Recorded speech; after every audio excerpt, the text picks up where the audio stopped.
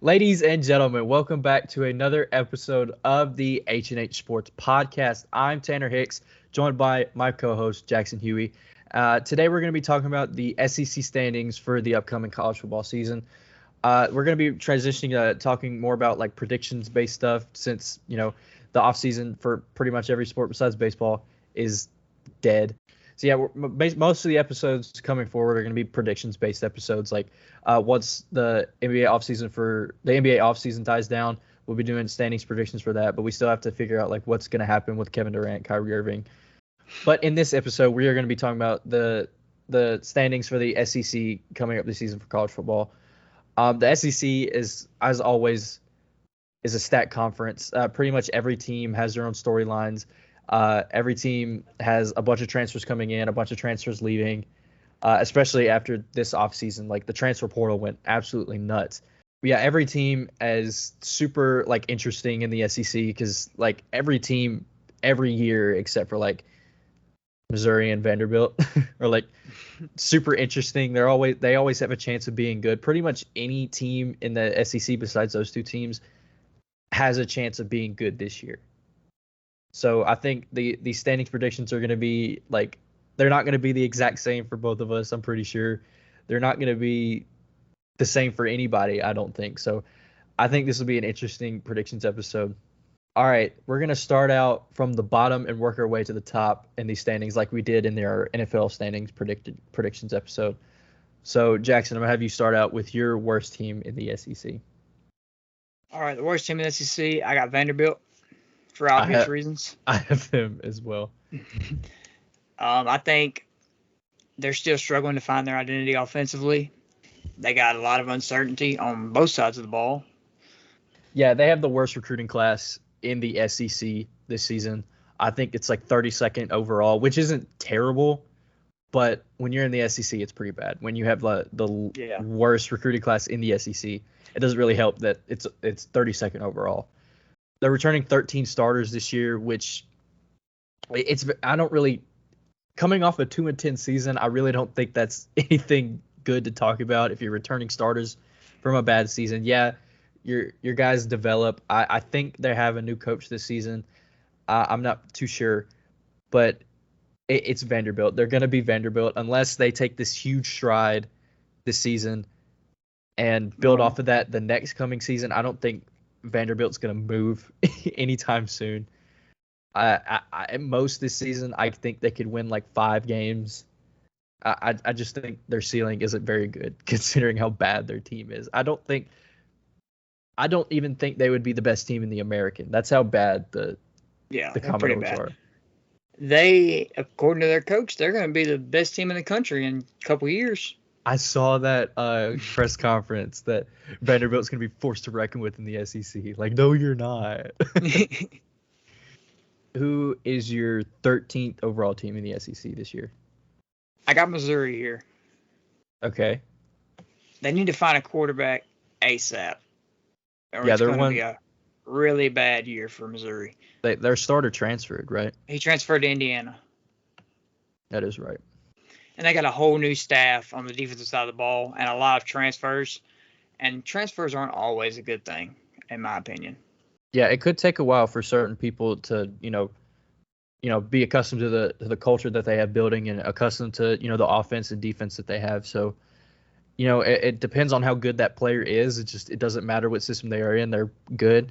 But as far as like Missouri doesn't get those type of players. Like they have one 5-star player.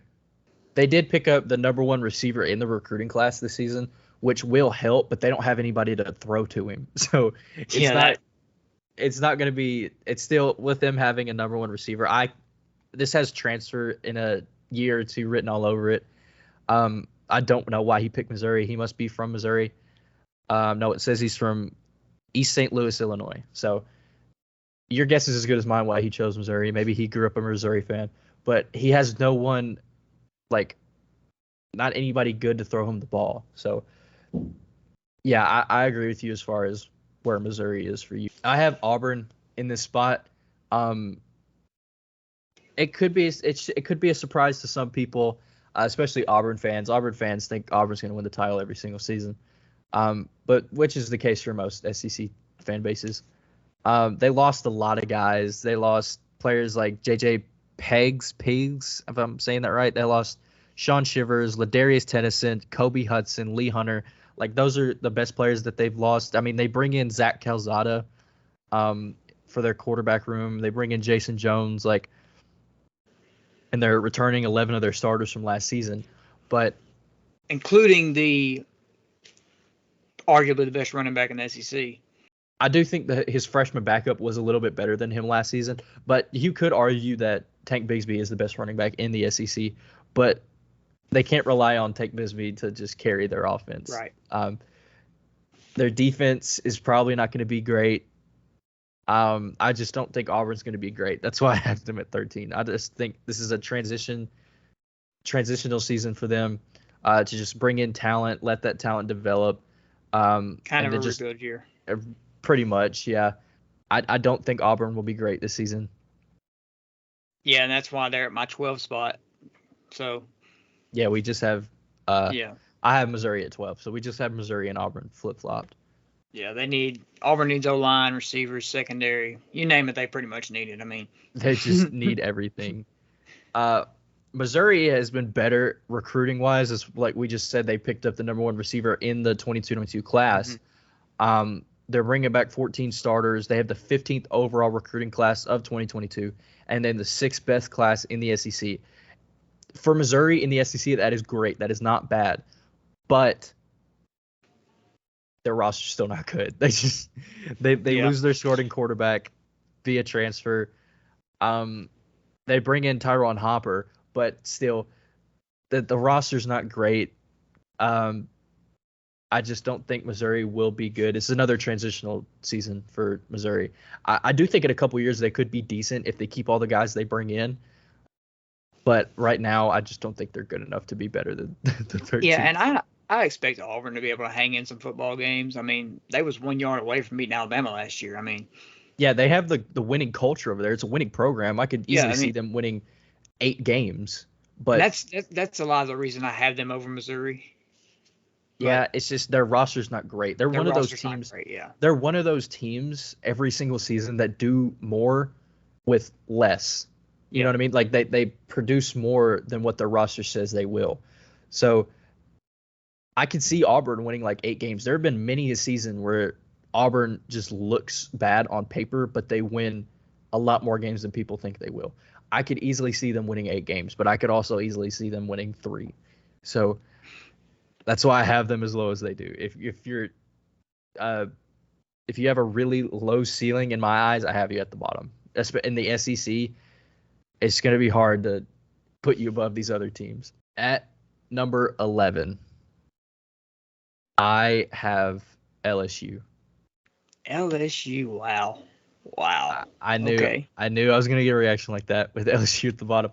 The biggest story of their offseason has been obviously bringing in Brian Kelly from Notre Dame. Notre Dame's winningest head coach of all time, and it's a really surprise move. Leaves Notre Dame for LSU, and LSU lost a lot of guys. They lost Eli Ricks to Alabama. They lost Max Johnson. They lost Dwight McGlothern. Am I saying that right? They lost Deion Smith. He hasn't picked a team yet, but they lost him to the portal. They lost Landon Jackson, and they lost Corey Kiner. I know they lost him to Cincinnati. They bring in guys like Mekhi Wingo, Jarek Bernard, Greg Brooks, Joe Fauci, and they bring in Jaden Daniels from Arizona State. All of that, still, this roster's not great. They only bring back 6 starters from last season. They do have the 4th best class in the SEC, and they do have the 12th best class in the entire nation. It's LSU. Brian Kelly's gonna get some kids too. I mean. Yeah, you could say besides Saban, he's probably the best recruiter in the nation, maybe besides Jimbo Fisher too. Now he's recruiting against Saban, so it's going to change a bit. I mean, it's going to be a lot harder to get those kids from when he was at Notre Dame. Yeah, he might have a better recruiting edge now that he is in the SEC with LSU, because he was such a great recruiter with Notre Dame. But now that he's in the SEC, he might be even better. Who knows? In a couple seasons, I could see LSU being really good just based on their recruiting talent, maybe even getting a good amount of transfers. But right now, like we said with Auburn and Missouri, they're just not great. They only bring back 6 starters, like I said. They have some playmakers on the perimeter as well. I mean, Keyshawn Boot He's a comes very back. great receiver. He could be receiver Yeah. 1 in the draft next year. He could argue you could argue he's the best receiver in the SEC. Yeah, I mean, I could see why you have him that low, but I just think they're going to be better than that. Who knows? New coach. They lose a lot of guys. The last time they lost a lot of players and didn't work out for them. So, who knows? Maybe it's one of the. It's like LSU. I think it is notable that this is probably the weakest secondary LSU has had in decades. Yeah, Eli Ricks was their best corner. Last year, you could argue that he was better than Stingley. Stingley wasn't great his last 2 seasons at LSU, just based off injury and effort. But Eli Ricks was arguably their best corner last year. They lose him to Alabama, which is horrible for LSU. They lose Max Johnson, their starting quarterback from last season, but they do bring in Jayden Daniels. Now, Jayden Daniels hasn't been the greatest player in the world at Arizona State. He's shown flashes that he could be good, but Herm Edwards and that Arizona State offense was never, great and was never, catered towards Jayden Daniels. So I think Jayden Daniels could thrive with, Brian Kelly coming in. They have a backup quarterback too. I know he's number 5. I cannot think of his name off the top of my head. He's pretty solid. I mean, he was a freshman last year, I think. I just know Jayden Daniels on that roster. LSU, they're not one of those teams that does well with less, because I think you could argue LSU does less with more on some seasons. Yeah. It's because of expectations. LSU is always expected to be good, so having to live up to that expectation is kind of it weighs on players and coaching staff. So I think you could argue LSU is one of those teams that just does less with more.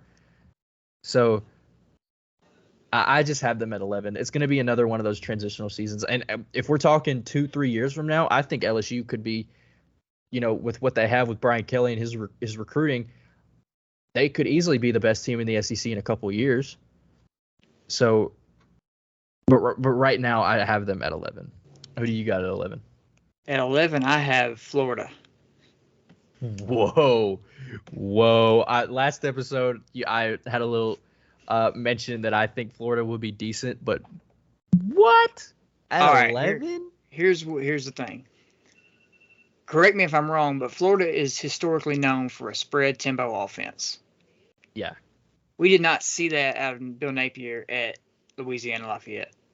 Very grounded pound type of offense. Very old school run first offense, and I'm wondering how that personnel will transition. I think it could work out just with Anthony Richardson is a run first type of player. Last season against USF, I understand it's USF, but last season against USF, Anthony Richardson had like an 85+ yard touchdown on the ground, and he had like over 150 rushing yards in that game. Again, I understand it's USF, but he's shown flashes that he can be very effective on the ground. And with Billy Napier coming in and having this grounded pound type of offense, I think he could thrive. And I think it could eventually help that team out. They also fired their defensive coordinator from last season, so that defense shouldn't be as terrible as it has been the past 2 seasons. I think Florida defense was pretty bad. Florida a couple seasons ago, when they won 10+ games and barely lost to Alabama in the SEC championship, who knows? If they had a better defense, they could have won the SEC that season. So Florida, I know they're completely different now. I know Emory Jones is gone. I'm sure Florida fans are ecstatic about that. Dan Mullen's gone. They bring in Billy Napier, obviously, as we mentioned. I think Florida didn't recruit during the season. Dan Mullen, man. A character, to say the least. They do bring back 14 starters. They did have the 7th best recruiting class in the SEC. Like we said, Dan Mullen just didn't recruit during the season, so all of these recruits have come. Probably the dumbest thing I've ever heard a college football coach say. Like, what is the media? what are you doing during the season? Like, besides prepping for games, like, what are you doing? Like, all of these recruits have come in since the offseason, and I think being middle of the pack in the SEC, just having the offseason to work with is I would be ecstatic if I was a Florida fan with that outcome. They bring in Jaylen Carter, they bring in Osiris Torrance from Louisiana, they bring in Cameron Waits, they bring in Montrell Johnson from Louisiana as well. They bring back 14 starters, as I mentioned. I have Florida way better than 11. Well, I have LSU way better, so we can agree to disagree in that as far as that goes. But man, Florida at 11. This is a kind of loaded SEC, so who knows? SEC is always loaded, but man, I have Arkansas at 10. Wow. Arkansas is wow. very similar to LSU. They still have their head coach. They're coming off a good season at 9 wins, but they're only returning 9 starters. They only have the 28th overall recruiting class. They have the second to last class in the SEC. They do bring in a lot of good transfers in Drew Sanders, Jaden Haselwood from Oklahoma, Dwight McGlothern, Landon Jackson, Latavius Brini. Am I saying that right? I don't think so. They bring in a lot of good transfers. KJ Jefferson is still that quarterback, I'm pretty sure.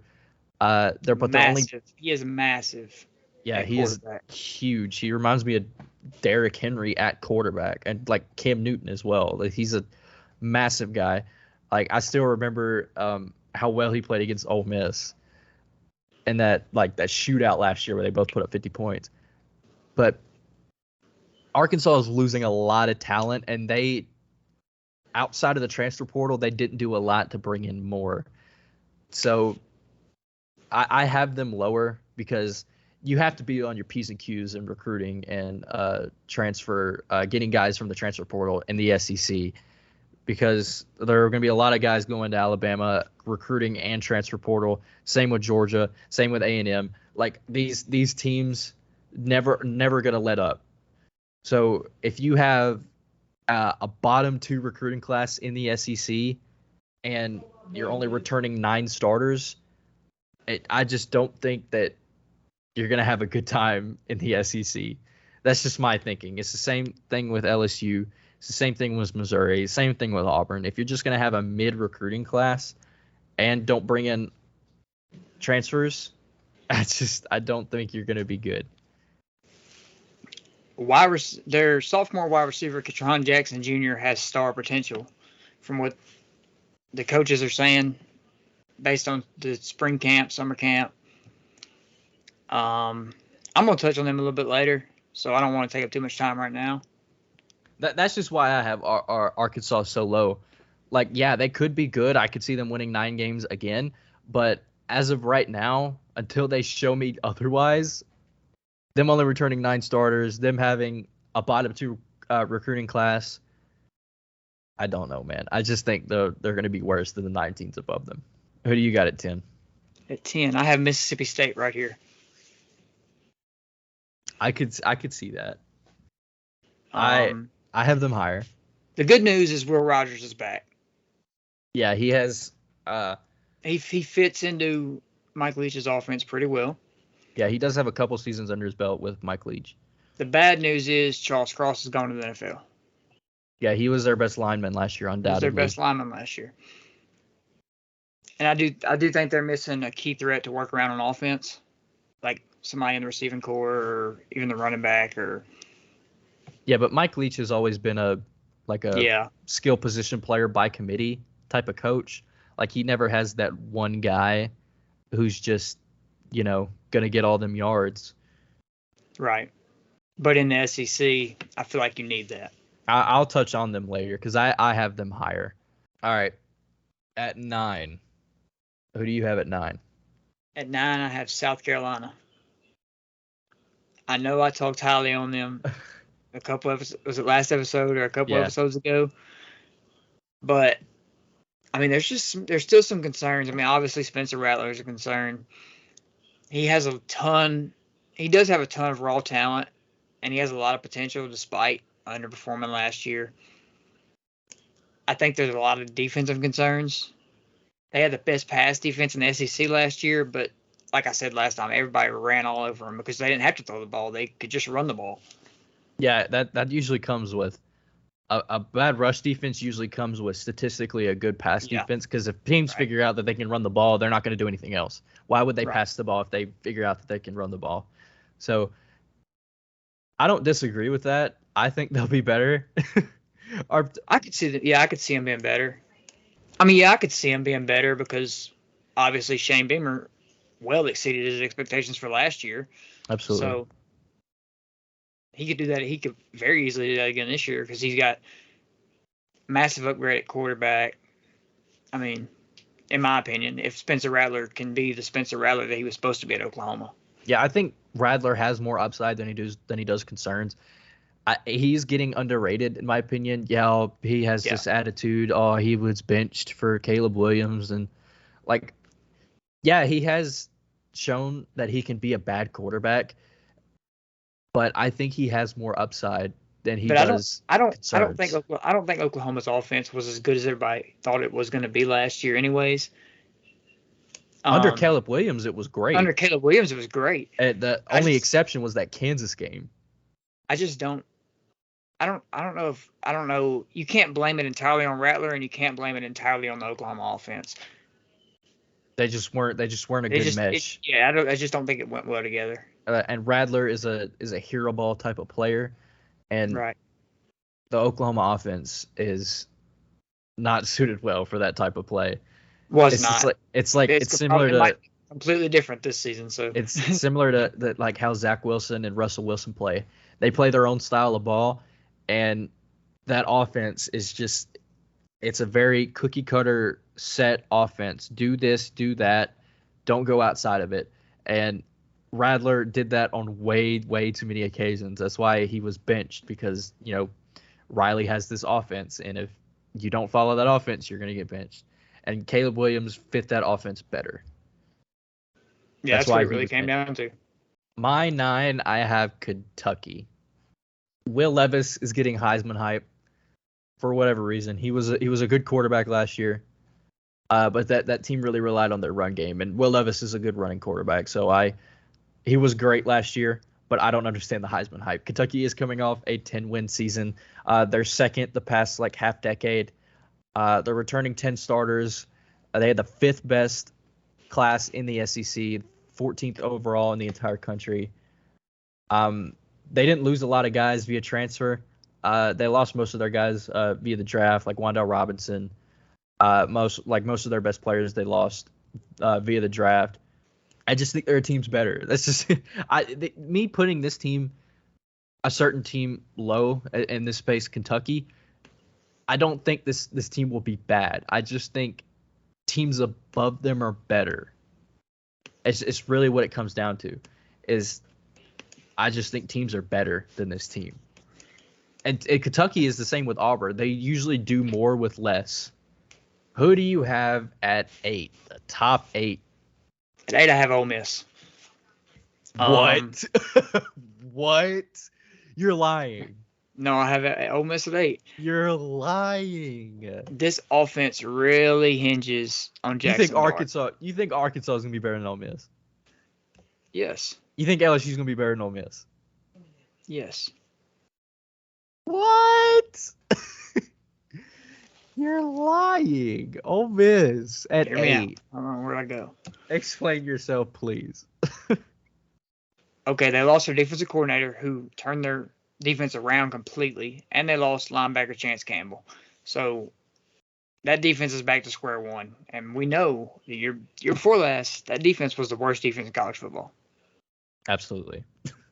All right. They're relying on a ton of transfers, which, like I said earlier, isn't always a good thing in my eyes. And like I said, that offense really hinges on Jackson Dart. Can he put up the numbers? I mean, but Lane Kiffin's offense. I understand it's Lane Kiffin's offense. Yes, it's a very quarterback friendly offense. Yes. I don't know, man. I mean, Jackson Dart showed flashes last season. I didn't think he was this, the stellar quarterback, but yeah, right. He was the number like 2 ranked transfer quarterback for a reason. Like I think he was a 5-star coming out of high school. I don't know, man. That's rough. Having them at 8? Man, I Yeah, think they'll that's be where I go. way better than that. Oh, miss. That caught me off guard. Who's your 8? Tennessee. Tennessee, okay. They're returning a lot of guys. Not buying into the hype, huh? No. They got a lot of hype this season. They do. It's their head coach. They're this new running gun. Their offense is really simple and easy to break down. Yeah, but it's this teams in the SEC aren't used to this running gun type of offense that Tennessee ran last season. That's why they won so many games. They just outscored everyone, and teams weren't ready for that. Even when they game played for them, they just they came out faster than they thought they would. That's why they won 7 games. You're gonna make some people mad with this one. Purdue, the reason they won that bowl game, yeah, it was a high scoring game, but Purdue had to play the likes of Ohio State in the Big Ten, even though they got killed in that game. Depends on who you ask. Tennessee won that bowl game. I'm not going to talk about that. What happened happened. Tennessee fans can cry for all I care. I don't know. I'm not calling Tennessee bad. I think Tennessee can be good. I just think the teams above them are going to be better. You could easily say that with every team in the SEC, man. But they're returning a lot of guys. I could see them winning 10 games like most Tennessee fans, and even most SEC experts are predicting that Tennessee could win. The hard part about this is we're making predictions on an unpredictable conference. I know it's fun. It's really fun. Like, just we can look back at the end of the season like, man, that was dumb or that was retarded. Like, I mean, Tennessee was bringing back most of their starters. They had a pretty all right recruiting class. Their offense is going to be good, no doubt. They're bringing back Hendon Hooker, who could be the second best quarterback in the SEC next season, just based on numbers. Tennessee could be good. I just have them at, what did I have them at 8? Yeah, I just don't think they're going to be in the top half of the SEC this season. All right, my 7 is LSU. We touched on them already. I mean, I pretty much said everything earlier. I mean, I think they still have a decent amount of talent from the Ed Orgeron roster. But yeah, they do have the weakest, like I said, the weakest secondary they've had in decades. They're just not returning a lot of guys. And right.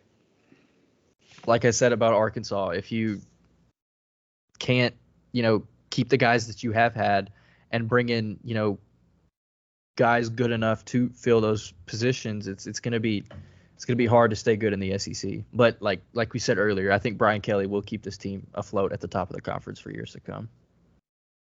I have Mississippi State at 7. I kind of touched on Mississippi State earlier, but I do think they're returning back 17 of their 22 starters from last season. They did have a bottom 5 recruiting class in the SEC, but they're returning back a lot of guys from last season. Obviously, they lost their best player in Charles Cross last season, but they're returning a lot of guys. They're bringing in Jackie Andrews and Marcus Banks from the transfer portal. But I think having like 3/4 of your roster with at least a season under their belt in Mike Leach's offense and in the defense that they had last season, I think this team could be good. I think this team could win like 8 games. It'd surprise a lot of people. I could see that as well, but I got them at 10 just because of how unpredictable and loaded this SEC is. I don't know. I think Mississippi State's ceiling is probably the 5 spot in the SEC, but I have them at the middle of where I think they would be. I think they could be 11. I also think they could be 5. I have them in the middle at 7. So Mississippi State, I think they could win 8-9 games, but I also think they could probably win 6. The 6th spot, I have South Carolina. I think South Carolina is going to be the big surprise of this SEC. behind obviously another team I haven't named yet, but I think South Carolina is going to be good. I just think they have a pretty well-rounded roster. They're returning 15 of their guys from last season. They've had a decent recruiting class, and they're bringing in Rattler, they're bringing in Devontae Reed, they're bringing in Stogner, and they're bringing in Antoine Wells via the transfer portal. They're bringing in a lot of good guys in that transfer portal, and they haven't lost like anything significant as far as the transfer portal goes. So right. I think South Carolina is going to be good. They haven't lost a lot, and they brought in a lot to help them. And Shane Beamer, I think, is a great head coach. So I think this team is going to be really good next season. I think South Carolina could probably win 10 games. I know that's a bold prediction, but I think South Carolina can win 10 games in the SEC next season. Yeah, I think they're going to impress a lot of people. I think they're being really slept on. So, yeah, I could very well see that happening. But it's like you said earlier when you mentioned South Carolina, that run defense has to get better. It has to be better. And their pass defense didn't get a lot of reps last season in the passing game. So it's gonna be interesting to see how that pass defense does. They were the best ranked pass defense in the SEC, only because their run defense was so bad. So right, it's gonna be interesting to see how that defense plays. But I think their offense will be fine on the Rattler, their new tight end and Stogner, and all the guys that they have already. So I think South Carolina, like I said, is gonna probably, I could easily see them winning 10 games. My 6th spot is Tennessee. Yeah. Like I said, they got a lot of hype this year. They have an identity offensively for the first time in years. I know it's weird to say. It might be a simple identity, but it's an identity. Yeah. And they know. The big boys. As long as everybody else in the SEC knows. Oh yeah, they know. They know. I mean, can Cedric Tillman repeat as the SEC leading receiver? Time will tell. But their defense was obviously pretty bad last year, I think. It's just they outscored everyone. People. Yeah. Yeah. The 5th spot in the SEC, I have the Florida Gators. Okay. Was this the other surprise you were talking about? Yes. I think my surprise is South Carolina, me saying they could win 10 games. But I think Florida is way better than what people are making them out to be. Like, they have the 7th best recruiting class in the SEC. They're bringing back 14 starters. Yeah, the big question is Billy Napier. How well can he coach in the SEC? He's been a Sun Belt coach with Louisiana. It's just, I just think they're better. They lost a decent amount of guys via the transfer portal, but I think I mentioned who they brought in via transfer. They're bringing in Jaylen Carter, Osiris Torrance, Cameron Waits, Marcell Johnson. Most of those guys coming with Billy Napier from Louisiana. It's just Billy Napier has his identity, and that's run the football. And the personnel on Florida fits that style of offense. I think Florida is going to be good. If their defense can improve and if their offense keeps this run-first identity and performs well under that identity, I think Florida, in my eyes, is a top 5 team in the SEC. My 5 is Kentucky. Dude, I still can't get over you having Ole Miss so low, bro. You think Kentucky's going to be better than Ole Miss, dude? That's wild to me. I think the pressure is starting to I don't know if it's starting to yet, but it's sooner or later the pressure is going to start to mount on Mark Stoops to win the SEC East. I don't think anybody can blame Mark Stoops for not winning the SEC East as long as Georgia is who they are. It's been widely considered that Mark Stoops has the best job in the country because of his situation at Kentucky. I mean, they're cool with a 7-win bowl game season. Yeah, they're like the Pacers of college football. Yeah, I mean, we're cool with winning 7 games. But if you have those seasons like you had last year, eventually that pressure is going to start to mount. Yeah, expectations are going to get higher. They're going to get higher, and I feel like that defense never gets national attention, but it's always efficient. Yeah, they're always, a decent defense. They're not going to blow you away. They're not going to break records like Georgia, but they're not going to be super abysmal like Tennessee. Top 4, baby. Top 4. I have Ole Miss. You have Ole Miss, okay. That's why I was freaking out about you having them at what, 10, 11, 8. Calm down, 8. Not 10 or 11. Come on, man. I have Florida at 11. You scolded me for that too. Dude, I like Ole Miss a lot. Like the Lane Train, maybe. I do. I love Lane Kiffin's offense. It's so fun to watch. I just wonder how well all these transfers and the defense and obviously Jackson Dart. It's just those are my concerns. I see what you're saying. Ole Miss is bringing in a lot of guys. They also lost a lot of guys too. They're bringing in half their starters from last season. They didn't have the greatest recruiting class in the world, but most of their talent came from the transfer portal. They bring in Jackson Dart. They bring in Zach Evans from TCU. The self-proclaimed Portal King. The Portal King. Michael Trigg, J.J. Peggs, Ladarius Tennyson, Jared Ivey, Troy Brown, Mason Brooks, Jalen Robinson from UCF. They bring in a lot of good guys to help out that team. But it's like you said, there's obvious concerns with them being transfers and only having just a little bit of offseason to work with. But I don't think Lane Kiffin's, just from face value, I don't think Lane Kiffin's offense is going to be very hard to learn, especially for Jackson Dart. I think his offense is a very QB-friendly offense. And I think Jackson Dart, just from what I've seen last season, his limited amount of starts last season at USC, I think he'll thrive under Lane Kiffin. And I think with Zach Evans, who's a decent pass-catching running back, and a good running back at that, he's a 5-star. I just think Ole Miss will be really good. I look for Jackson Dart to have a really good year, but we also looked for Spencer Rattler to have a really good year last year too. So yeah, but that's hard to compare. It is hard to compare, but I mean, I really do see Ole Miss being more like Tennessee and Mississippi State on just outscoring everybody, trying to outscore everybody. That's kind of what they did last year to an extent. Yeah. Their defense did get better. I mean, they can only go up from what they were in 2020, but yeah. But the worry is, will they return to what they were in 2020? I don't think so. I don't think they'll be that bad. Yeah, I'm not saying they'll be that bad, but they take a hit from last season is what I'm trying to get at.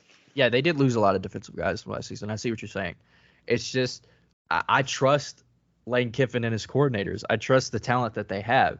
I just trust the guys that they have. The guys that they have and the guys that they I was almost traded for. The guys that they got from the transfer portal are established players.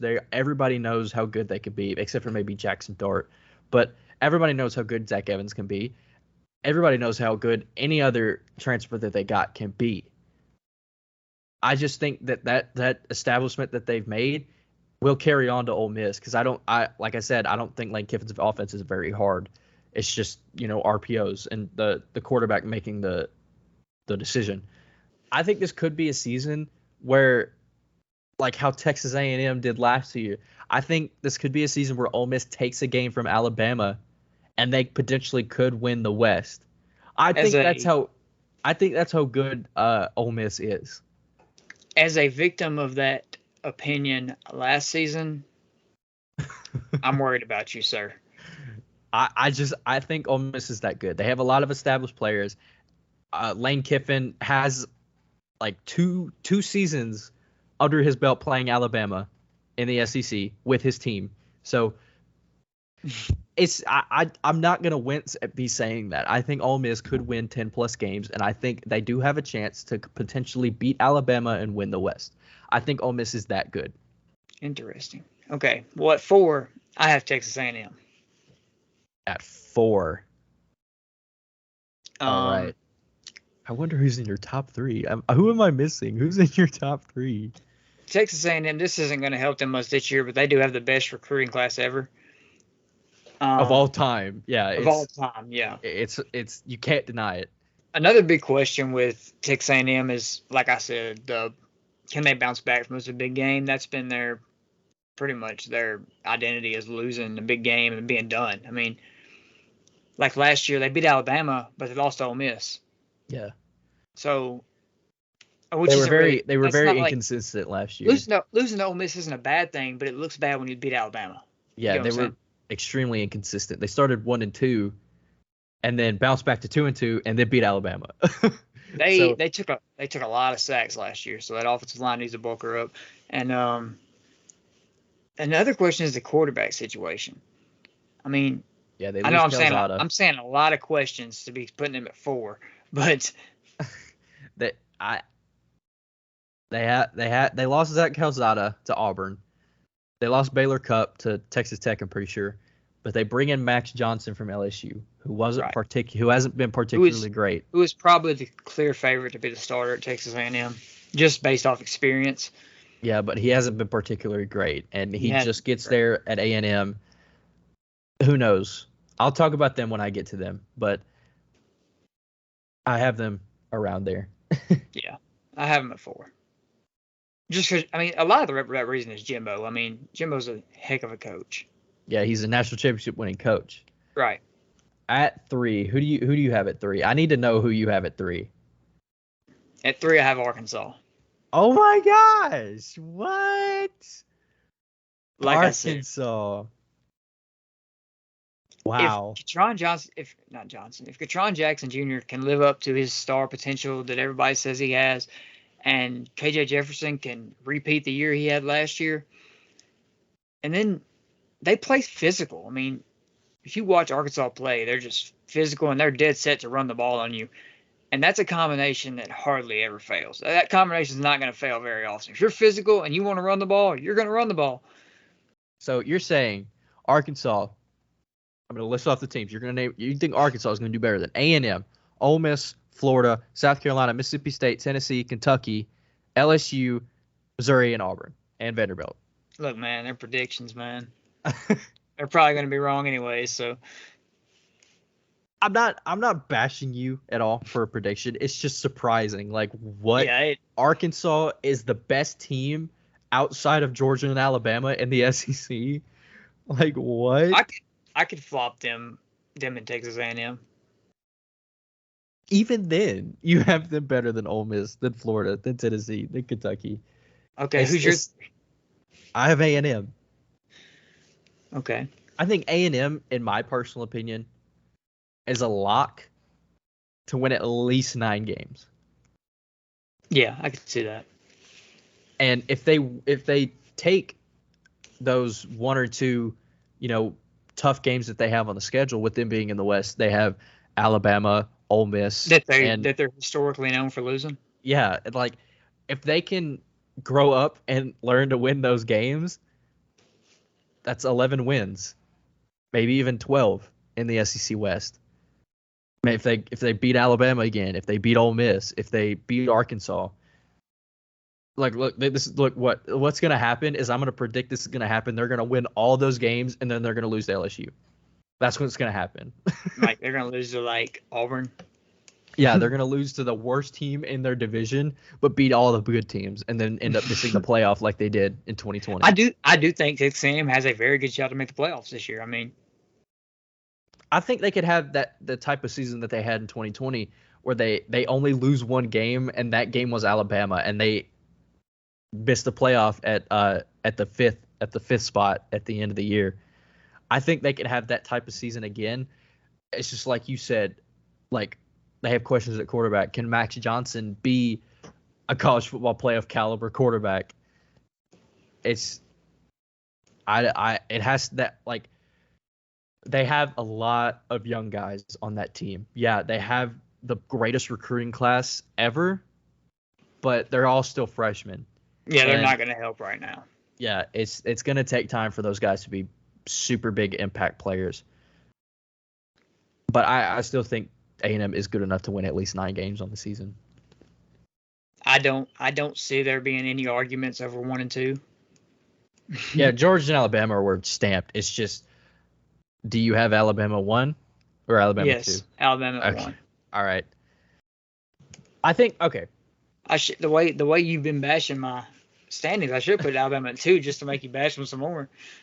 I wouldn't have been mad at it, but I do think Georgia is in a situation similar to how LSU was after they won their title. Are they one and done, or are they the next SEC dynasty? I don't think they're one and done. Okay. LSU that season lost every single starter, pretty much besides Jamar Chase. They lost and Terrence Marshall. They lost pretty much every single starter on that team. And Georgia has the same issue on defense. They lost pretty much every single starter on that defense. The defense that carried their offense to a national championship, in my opinion. Pretty much. They also lose JT Daniels, who wasn't there when it mattered anyway, but they lost him, so they don't really have a fallback besides Stetson Bennett at quarterback. And another question, can Stetson Bennett be a national championship winning quarterback again? Can he keep that success that he's had? I was about to talk about that. I think eventually Kirby Smart's going to be forced to open up that offense some more, and he's going to have to push Stetson Bennett. I mean, that's what I'm saying. Can Stetson Bennett be that guy when they need him to be? Stetson Bennett, in my eyes, last season for most of the season was a system quarterback. He was, just thriving off of other players being just better than the opponent. And the defense setting them up in great field position 80% of the time most of the season, just forcing turnovers left and right, and forcing punts that sets Georgia up by the 50-yard line or less. So can Stetson Bennett, they will be forced to work with more of the field more times than not this season. Like the defense, I still think the defense will be good. They still have Jaylen Carter, who in my eyes is the second best defender in the nation besides Will Anderson, not just the SEC, in the nation. Jaylen Carter was the best player on Georgia last season. You could talk about Nakobe Dean. You could talk about Jordan Davis. You could talk about Devontae Wyatt. You could talk about all these guys who got drafted in the first round last season. But Jaylen Carter would have been probably a top 3 pick if he was draft eligible last season. Jaylen Carter was that good. And I think if he continues on to that success, he'll be as good, if not better. But Jaylen Carter doesn't have all that talent around him for him to be in more one-on-one situations. He won't have Nakobe Dean. He won't have Jordan Davis. He won't have Trayvon Walker. He won't have Devontae Wyatt. All those first-round defensive linemen won't be on that line this season. And Jaylen Carter, with those guys on the line last season, had a lot of one-on-one opportunities, and he destroyed when given those opportunities. I just don't think he'll be in those situations anymore.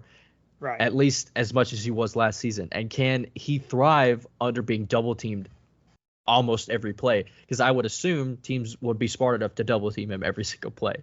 Yeah, like I said, it's a lot easier to double team one or two guys than it is 11 or 12 guys. Yeah. Even with Jaylen Carter being in that situation with less talent around him, I do think he'll still thrive in that defense. They need other guys. They need other guys to step up. Yeah, Georgia lost a lot of guys. It's just there's as much concern for Georgia as there is hype, in my opinion. Exactly. Obviously, we both have Alabama at the one spot. There's not for obvious reasons. There's not a ton to say about Alabama that really hasn't been mentioned. Their class in any other season, besides like Texas A&M having the best recruiting class of all time, we would be raving about Alabama's recruiting class. They had a great recruiting class. It just gets overshadowed because A&M has the greatest of all time. They bring in Jahmyr Gibbs, who's I think will be running back 1 in the draft next year. They brought in Eli Ricks, who was great at LSU last season, and they bring in Jermaine Burton from Georgia, one of those guys that Georgia did lose. They also did lose Drew Sanders to Arkansas. They lost Jalen Billingsley, the tight end, to Texas, and they lost Jai Hall also to Texas. I think they'll be fine without those players. Alabama is it just, for me, to pick against Alabama, like I said last episode, a super odd thing would have to happen. The reason they lost 2 games in 2019 was because Tua was hurt or out in both of those games. Tua was hurt against LSU. Nobody's faulting Alabama for losing to that LSU team, but Tua was hurt in that game. They fought tooth and nail in that game too. They barely lost that game. And the second game they lost was against an 8-4 Auburn team, and Tua was out, and Mac Jones threw two pick sixes at that, not just interceptions. And last season, I personally think, maybe disagree with you, but I personally think the reason they lost the national championship last season was because they couldn't get an offense going with them losing Jameson Williams and them not having John Mechie. I was about to say that. I have right here. They were banged up against a once-in-a-generation defense.